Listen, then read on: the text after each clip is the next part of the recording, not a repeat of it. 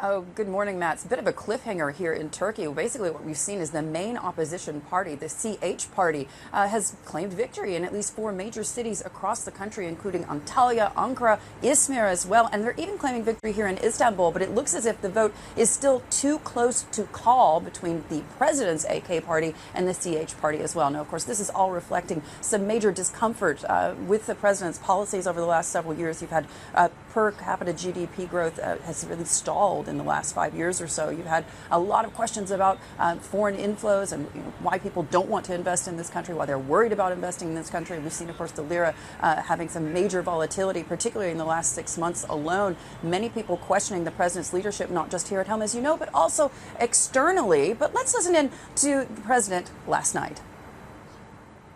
We will definitely construct a more sustainable economic architecture with structural reforms.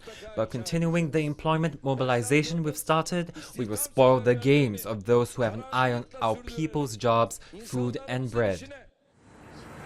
It's rather fascinating, actually, to listen to the president, depending on which speech he's making. He also seemed to say overnight as well, Matt, that even though they had seemingly lost the heart of the city here in Istanbul, that they'd won in the suburbs. Of course, this is something that the president and the AK party in particular has been banking on over the last several years, that they were really drumming up support in the greater country, in Anatolia, really going to the base in terms of voters. You can even maybe compare this to U.S. elections when you have Republicans versus Democrats really drumming up support from the grassroots level. I think it's really interesting that he's sitting there saying, blaming those who would seemingly be against Turkey. We've heard him again and again take on what he calls the interest rate lobby. He's again and again claimed that external influences, including the Israelis, were at play here in terms of this economic sentiment. Also, of course, in terms of what's been happening at the macro level with Turkey's economy. But bigger questions, of course, for the president do remain. And that is, of course, his popularity here in his own country.